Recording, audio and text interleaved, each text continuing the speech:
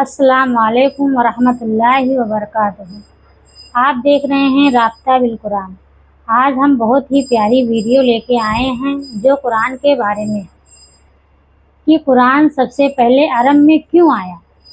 اس کے بارے میں انجینئر محمد علی مرزا صاحب نے اس ویڈیو میں بتانے والے ہیں، تو چلیے ویڈیو شروع کرتے ہیں۔ کہ عرب کے لوگوں میں دو خامیاں تھی۔ نمبر 1، چٹے ان پڑھ، جاہل، اجڈ، حتیٰ کہ انہیں باقی لوگ امی کہا کرتے تھے۔ امی نیرے ان پڑھ۔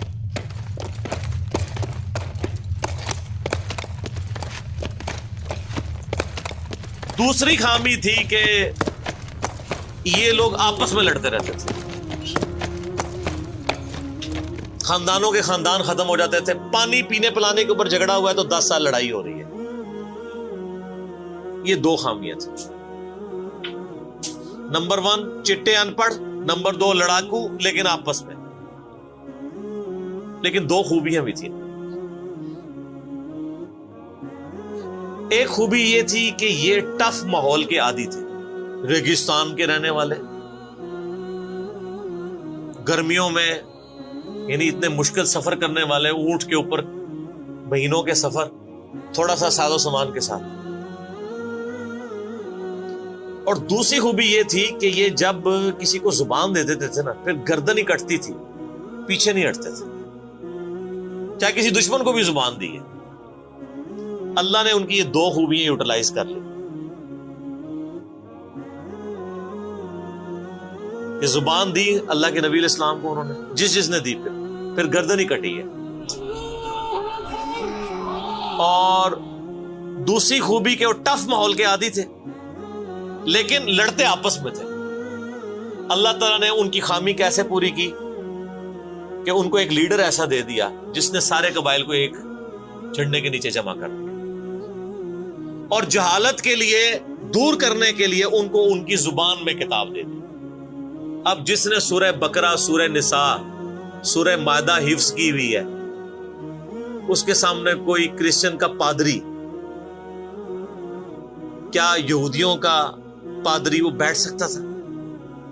جتنے ان کے دلائل تھے انہوں نے وہ زبانی یاد کیے ہوئے تھے۔ تو وہ لوگ جو اپنے آپ کو سمجھتے تھے کہ ہم بڑے علامہ ہیں اور یہ امی ہیں، ان امیوں نے ان کو علم میں بھی الٹ کے رکھ دیا، صرف ایک قرآن کی وجہ سے۔ اور اللہ نے لیڈر دیا، سارے عرب قبائل جمع ہوئے۔ وہ عربی جو آپس میں لڑتے تھے، انہوں نے کبھی یہ سوچا بھی نہیں تھا کہ اگر ہم ایک جھنڈے کے نیچے جمع ہو جائیں تو ہم دنیا کی سپر پاورز کو لڑ سکتے ہیں، رومن اور پرشین امپائر کو۔ اور دیکھیں سر پھر کیسے الٹا ہے انہوں نے۔ ودن 17 ایئرز ہر چیز اڑا کے رکھ دی ہے۔ صدیوں کی سلطنتیں، لاکھوں کی ریزروڈ آرمیز رومن اور پرشینز کی، پوری دنیا پہ حکومتیں کر رہی ہیں، جدید اسلحہ ہے۔ اور ادھر یہ بدو ہیں جن کے پاس اونٹ ہیں، گھوڑے ہیں، تلواریں ہیں، نہ منجنیق انہوں نے کبھی دیکھی، نہ ان کے پاس اس طرح کے ہاتھی بڑے بڑے جو پرشینز کے پاس تھے۔ بس چل پڑے، کلمہ پڑے اور نکل کھڑے ہوئے۔ پھر دنیا نے دیکھا کہ ہر چیز کو الٹ کے رکھ دیا، انہی کے اسلحے ان سے چھین کے انہی کو الٹ دیا۔ وہ ساری کی ساری بجلی کس نے بھری تھی ان کے اندر؟ اس کتاب میں۔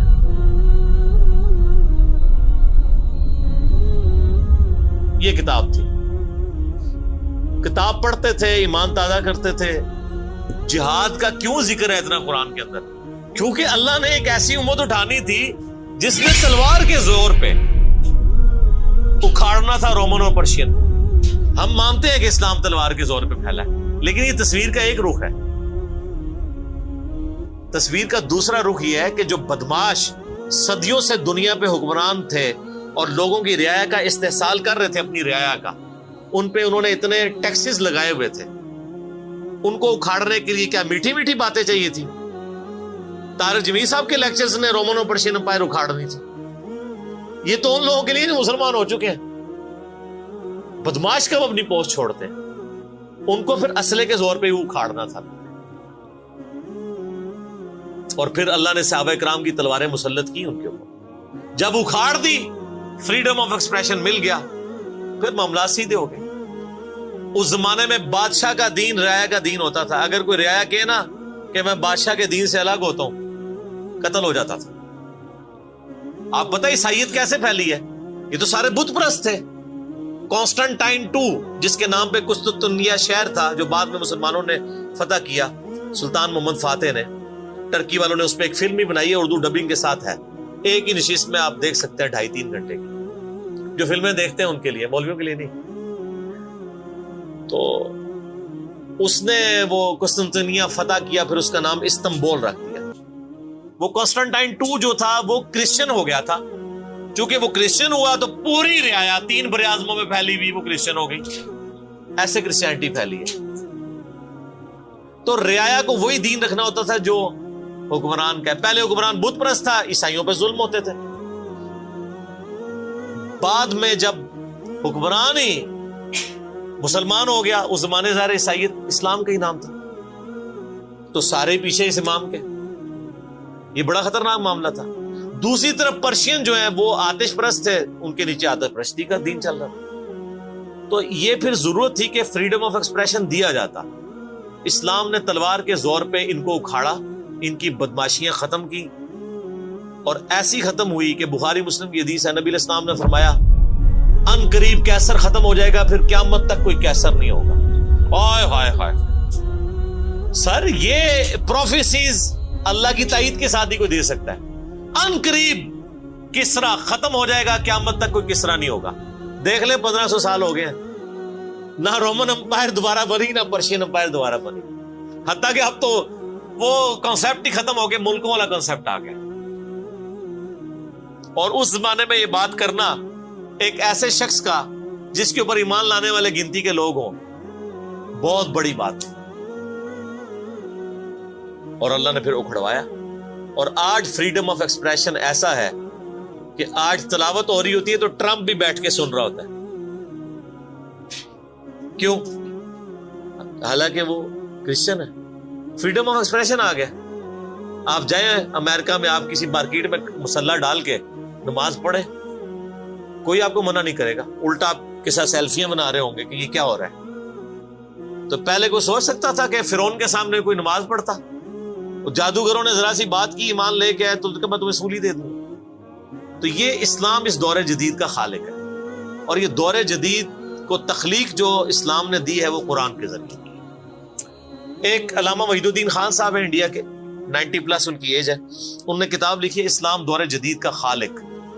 اسی ٹاپک کو ایڈریس کی, کمال کی کتاب ہے وہ, اور پڑھنے سے تعلق رکھتی ہے. آپ گوگل سے اس کا PDF بھی ڈاؤن لوڈ کر سکتے ہیں, چھوٹی سی کتاب ہے. انگلش میں بھی ایک کتاب لکھی ہے, گاڈ رائزز, خدا ابھرتا ہے. خدا پھر جو ابھرا ہے نا جی قرآن کے ذریعے.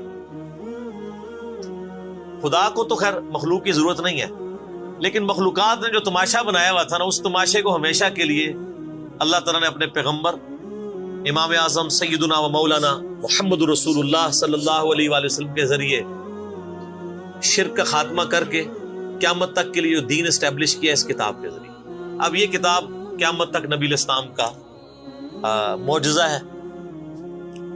یہ کتاب ہے سر جس نے دنیا پلٹ دی, اور یہ وہ کتاب ہے جو ہم صرف اپنی بچی کو جب رخصت کرنے لگتے ہیں نیچے سے گزارتے ہیں, ٹھیک ہے, اور چوم کے غلاف میں رکھ دیتے ہیں. اس سے زیادہ اس قرآن کو ہم کوئی اہمیت نہیں دیتے.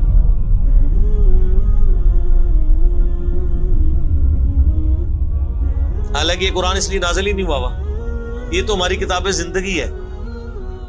لیکن ماشاءاللہ ایسی سازش اسلام کے خلاف کی ہے, کافروں نے نہیں, مسلمانوں نے پوری نیک نیتی کے ساتھ جنازہ نکالا دین کا, اور ایک سلوگن دے دیا, قرآن نہیں ڈھٹ پڑھنا گمراہ ہو جاؤ گے.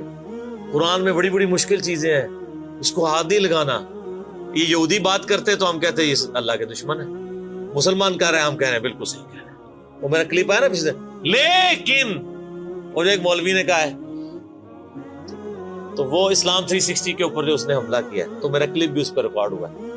تو پہلے تو لوگ کہتے تھے یہ ہمیں باتیں کرتا ہے, اب تو ویڈیو میں لوگ ریکارڈ کرا رہے ہیں کہ جی قرآن ڈائریکٹ نہیں پڑھنا, آپ گمراہ ہو جائیں. اچھا آج تک آپ نے کبھی نہیں سنا یہ کہ فلاں مولوی کی کتاب ڈائریکٹ نہیں پڑھنی آپ گمراہ ہو جائیں گے؟ یعنی مولوی کڈا سیاڑا ہے کہ اس کو طریقہ پتا ہے کہ میں نے بات کیسے سمجھانی ہے، اور اس کو ایسی کتاب لکھنی بھی آتی ہے جو گمراہ نہ کرے، اور اللہ کو ایسی کتاب نہیں دینی آئی کہ جو گمراہ ہونے سے بچا لے۔ قرآن میں کہاں ہے کہ یہ گمراہ کرتا ہے؟ وہ تو اللہ نے ٹانٹ کیا کہ جو قرآن پہ ایمان نہیں لاتے وہ گمراہ ہوتے ہیں، جو ایمان لے ہیں اور بات مان لیں وہ کیسے گمراہ ہوں گے؟ یہ تو تعریف کی ہے انہوں نے۔ تو اس کتاب نے جناب دنیا کی کایا کلپ کی ہے، اور اس کا ٹیسٹ آپ تبھی فیل کر سکتے ہیں جب آپ عربی جانتے ہو تھوڑی بہت، یا پھر اگر آپ نے اردو میں ٹیسٹ لینا ہے تو آپ مولانا مودودی رحمہ اللہ کا ترجمہ پڑھیں، وہ اسی سوز و گداز کو ٹرانسلیٹ کرتا ہے اردو کے اندر۔ میں نے ابھی تک کسی اور بندے کے ترجمے کو نہیں دیکھا کہ جو ترجمے بڑے لوگوں نے کیا، احمد بریلوی صاحب نے، شری تھانوی صاحب نے، ان دونوں کے ترجمے تو ویسے ہی وقت کے ساتھ ختم ہو گئے اس لحاظ سے کہ اس میں تو کئی الفاظ جو ہیں وہ پرانی اردو کے ہیں۔ ہمارے نئے بچوں کو تو سمجھ نہیں آتی یہ لکھا کیا ہوا ہے۔ ہم نے کئی سنگتیں ہلاک کر دی۔ سنگتیں پتہ کسے کہتے ہیں؟ نہیں پتا۔ کئی امتیں، انہوں نے امت کا ترجمہ سنگت کیا، اس زمانے میں وہ چلتا تھا۔ ٹھیک ہے، آج کل اگر آپ اعلیٰ حضرت کا یہ ترجمہ رکھیں تو لوگوں کو نہیں سمجھ آئے گا، لیکن مودودی صاحب نے چونکہ لیٹسٹ اردو میں ترجمہ کیا اور پھر وہ سوز و گداز ٹرانسفر کیا۔ میرا چیلنج، آپ کوئی قرآن کی صورت نکالیں اپنی مرضی کی، باقی ساروں کے ترجمے رکھیں، پھر مودودی صاحب کا بھی پڑھیں، تو آپ کو لگے گا کہ آپ کا دل تیزی سے دھڑکنا شروع ہو گیا ہے۔ الفاظ کے چناؤ، پھر اس میں جو ردم ہے، اور وہ انہوں نے تفہیم القرآن کے مقدمے میں لکھا ہے کہ میں نے دیکھا ہے کہ ہمارا نوجوان قرآن ترجمے سے لے کے بیٹھتا بھی ہے نا تو بور ہو جاتا ہے۔ تو ان کا میں نے سمجھا کہ کیوں ہوتا ہے بور، کیونکہ وہ تو پڑھ رہے تھے اردو میں، اللہ نے تو قرآن نازل کیا عربی میں، عربی اس نے سیکھنی کوئی نہیں ہے، اور اردو نے جو ترجمہ کیا ہوا ہے وہ انہوں نے ترجمہ کیا ہوا ہے ایز اے اسٹوری بک۔ یہ تو کتاب زندگی ہے، یہ تو زندہ کتاب ہے، بلکہ مسلمانوں کی زندگی کا سبب ہے۔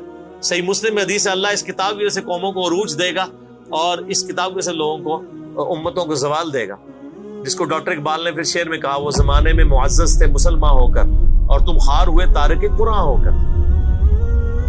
وہ زمانے میں معزز کون؟ صحابہ، اہل بیت، تابعین، تبع تابعین، اور تم خار ہوئے کون؟ اسی، اور صرف اسی نہیں، ساڑھے بزرگ بھی۔ یہ نہ سمجھیے گا، ظاہر آپ تو ہم کہہ سکتے ہیں نا، ڈاکٹر اقبال کے زمانے میں انڈیا، پاکستان، بنگلہ دیش کے جتنے بابے ہیں زندہ تھے۔ آج تو کہہ سکتے ہیں مر گئے ہیں۔ ڈاکٹر اقبال جب یہ شعر کہہ رہا تھا تم خار ہوئے تارک قرآن ہو کر، تو وہ خار احمد بریلوی صاحب، اشری تھانوی صاحب، یہ سارے لوگ زندہ تھے اس وقت، انہی کو ہی کہہ رہے تھے نا۔ حتیٰ کہ قرآن کے ترجمے کو بھی گناہ سمجھا گیا۔ یہ تو بہت بعد میں ترجمہ ہوا ہے، اس پہلے ترجمہ شاہ ولی اللہ دہلوی نے کیا۔ پہلے تو لوگ کہتے ہیں قرآن کا ترجمہ کرنے کی ضرورت نہیں ہے، اور یہاں لوگ کہتے ہیں بزرگوں کی بڑی خدمات ہے۔ ہم پوچھتے ہیں 1000 سال سے بزرگ یہاں بیٹھے ہوئے ہیں، کسی ایک بزرگ کا قرآن کا بخاری کا ترجمہ مجھے دکھا دیں کہ جی یہ سلطان بہو نے دیکھے جی قرآن کا ترجمہ کیا، یہ جی داتا صاحب نے بخاری شریف کا ترجمہ کیا۔ کیا انڈیا، پاکستان، بنگلہ دیش کے لوگوں کی زبان عربی تھی؟ فارسی تھی نا؟ تو کسی بزرگ کو توفیق نہیں ہوئی ہے کہ قرآن کا فارسی میں ترجمہ کر دے۔ اتنا بڑا چھکا میں نے مارا ہے کہ قیامت تک یہ روئیں گے۔ آندہ کو کہنا بزرگوں کی خدمات ہے۔ ہمارے پرائم منسٹر صاحب بھی کہتے ہیں نا جی وہ فرید الدین گنج شکر کی بڑی تعلیم۔ فرید الدین گنج شکر صاحب نے کون سا قرآن کا ترجمہ کیا ہے؟ اگر کسی نے قرآن کا ترجمہ ہی نہیں کیا، بخاری مسلم کا ترجمہ ہی نہیں کیا، وہ کیا خدمات کرتا رہے؟ وہ اپنی تعلیمات دیتے رہے۔ صحیح غلط اس کا فیصلہ ہم نہیں کرتے، وہ تو پھر میں اور طرف چل پڑوں گا۔ صرف جو خدمات والا ڈونگ رچایا ہوا ہے نا وہ میں آپ کو بتا رہا ہوں۔ جتنوں کے مزار بنائے ہوئے آپ نے، کسی ایک کا ترجمہ دکھا دے قرآن کا، تو یہ پھر انہوں نے جان بوجھ کے سیاست کی اسلام کے نام کے اوپر، اپنی باتیں کرواتے رہے۔ سر ان کو پتا تھا قرآن کا ترجمہ ہو گیا، سورہ زمر اور سورۃ الانعام اگر اردو میں آ گئی تو بابوں کو کس نے پوجنا ہے؟ سر بخاری کا اگر ترجمہ ہو گیا تو ساروں نے تو رفع الیدین سے نماز پڑھنی ہے، بابے سارے بغیر رفع الیدین والے نے۔ یہ وجہ تھی کہ بڑی ہوشیاری ہے انہوں نے، یہ نہ سمجھو پولے سمجھے، بہت ہوشیار سمجھے۔ اور دیکھ لینا پھر اب رزلٹ سامنے آ گیا، جدھر ترجمے ہوئے ہیں وہ کہنا نہیں پیو دادے تے ایتھے ہاتھ بندہ سی، اے ایتھے بندہ ہے، تو رزلٹ نکل آیا نا۔ اسی لیے بزرگ جو کام کرتے ہیں وہ حکمت سے خالی نہیں ہوتا، हाँ, उन्होंने बड़ी शायरी दिखाई है आपके साथ, लेकिन अल्लाह का वादा है हुवल्लज़ी अरसला रसूलहु बिल हुदा व दीनिल हक लियुज़हिरहु अला दीनि कुल्ली। कुर्बे क़यामत से पहले दीन को गलबा मिलना है। गलबा बाबों के जरिए नहीं मिलना था, इसी किताब से, जिस किताब ने पहले गलबा दिलाया। अब आज देखें बच्चा बच्चा एंड्रॉइड फोन खोले हुए है, कोई आयत आती है तर्जमा पढ़ लेता है। तो सर ये खिदमत तो फिर इन्होंने की है ना इस्लाम की।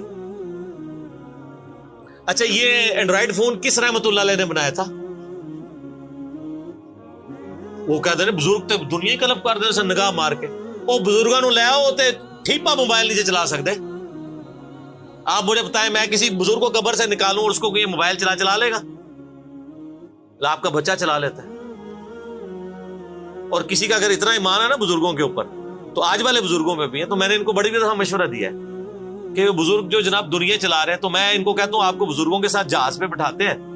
जब 10 किलोमीटर हाइट पे पहुंच जाता है ये बोइंग जहाज, जब पहुंचे तो हम पायलट को कहे तू तो भाई बिस्मिल्लाह पढ़ के ते पैराशूट नाल कूद जा, बुजुर्ग चलान थे जहाज लैंड करान। वो कितने लैंड होएगा जहाज? बुजुर्गों के मरीज भी उस जहाज ही नीचे बैठ लगे जेडे तुहानू कहंदे ने बुजुर्ग दुनिया चला रहे हैं, उनको भी पता है जहाज को नहीं लैंड होना। और जो जहाज नहीं लैंड करा सकता, मैं कहता हूं किसी बुजुर्ग को आप ला के जहाज के कॉकपिट में बिठा देना, वो नहीं लैंड करा सकता। हाँ, लैंड कराएगा अगले जहां जाके, वो भी वो नहीं कराएगा, खुद ही होएगा। सब कहानी है, कहानियों का दौर खत्म हो चुका है, क्योंकि अब एक नारा आम है। कौन सा? कि ना मैं वाबी ना मैं बाबी, मैं हूं मुस्लिम इल्मी किताबी। तो ये इल्मी किताबी जब हम कहते हैं तो वो इल्म कौन सा इल्म होता है, वो किताब कौन सी किताब होती है? ये अल्लाह की किताब जिसपे हम बात कर रहे हैं। तो आप देखें, मैंने इस पे भी 30-35 मिनट लग गए। अब आप आ जाए सूरह अन-नबा। उम्मीद करती हूँ कि आप लोग को ये वीडियो ज़रूर पसंद आएगा, और आप लोग मुझे कमेंट करके ज़रूर बताएं, सब्सक्राइब करें और हमें ज़्यादा से ज़्यादा आगे बढ़ाएं।